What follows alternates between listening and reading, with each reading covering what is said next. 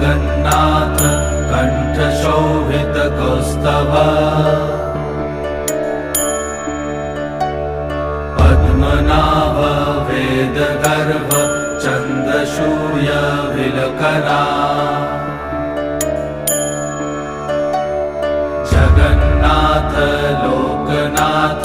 नीलाद्रीश परहरि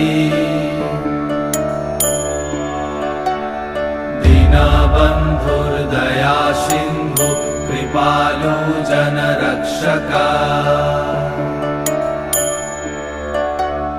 कम्बुपाणि चक्रपाणि पद्मनाभ नरोत्तम जगत्तं पालको व्यापी सर्वव्यापी सुरेश्वर